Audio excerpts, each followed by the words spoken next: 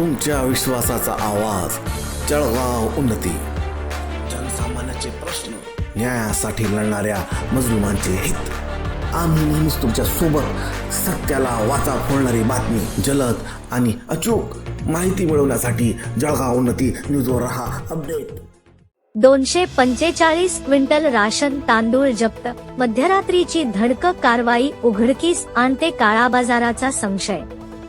बुलढाणा जिल्ह्यातील खामगाम शहराजवळ सार्वजनिक वितरण व्यवस्थेतील राशन तांदळाच्या कथित गैरव्यवहाराचा गंभीर प्रकार उघडकीस आला आहे.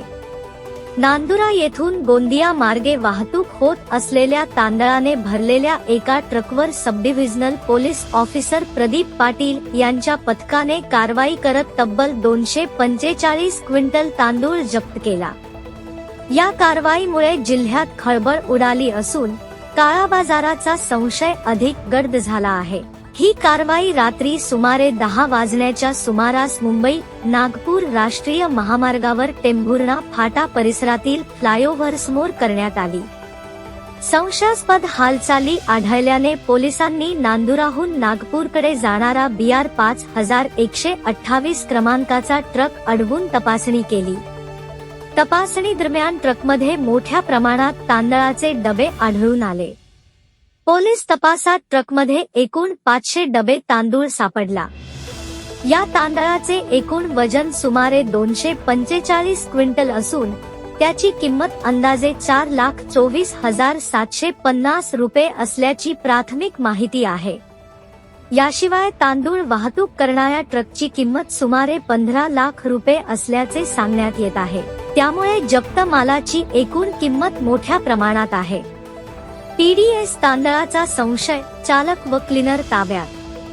पोलिसांनी ट्रक चालक गोविंदा गोपालराव मार्केड वय 49 रा नांदुरा आणि क्लीनर योगेश जंसराव दबेराव वय 25 रा पारस जिल्हा अकोला यांना चौकशीसाठी ताब्यात घेतले आहे. चौकशीत समाधानकारक उत्तरे मिळाल्याने हा तांदूळ सार्वजनिक वितरण प्रणालीतून वळवण्यात आल्याचा संशय बळावला आहे.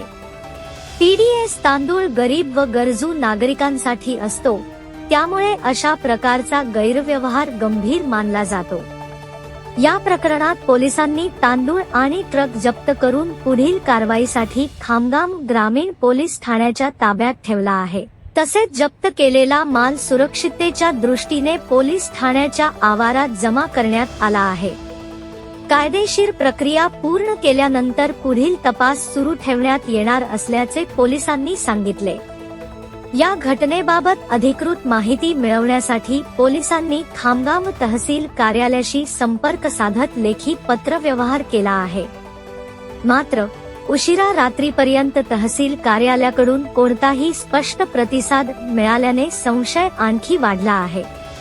महसूल विभागाकडून मिळणाऱ्या माहितीनंतरच हा तांदूळ नेमका कुठून आला आणि कुठे नेला जात होता हे स्पष्ट होणार आहे. दरम्यान या कारवाईमुळे जिल्ह्यातील राशन वितरण व्यवस्थेवर प्रश्नचिन्ह उपस्थित झाले आहे. गरिबांच्या हक्काचा तांदूळ काळ्या बाजारात विक्रीसाठी नेला जात असल्याचा आरोप यापूर्वीही अनेकदा झाला आहे. मात्र यावेळी मोठ्या प्रमाणात साठा सापडल्याने हे जाळे व्यापक असल्याची शक्यता वर्तवली जात आहे. सबडिव्हिजनल पोलीस ऑफिसर प्रदीप पाटील यांच्या नेतृत्वाखालील पथकाने केलेल्या या धडक कारवाईचे नागरिकांकडून कौतुक होत आहे.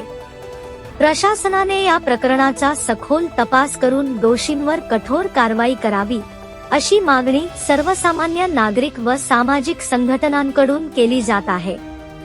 या प्रकरणाचा पुढील तपास महसूल व पोलीस विभाग संयुक्तपणे करणार असल्याची माहिती सूत्रांकडून देण्यात आली आहे. तुमच्या विश्वासाचा आवाज, जळगाव उन्नती. जनसामान्याचे प्रश्न, न्यायासाठी लढणाऱ्या मजलुमांचे हित. आम्ही नेहमीच तुमच्या सोबत. सत्याला वाचा फोडणारी बातमी, जलद आणि अचूक माहिती मिळवण्यासाठी जळगाव उन्नती न्यूजवर रहा अपडेट.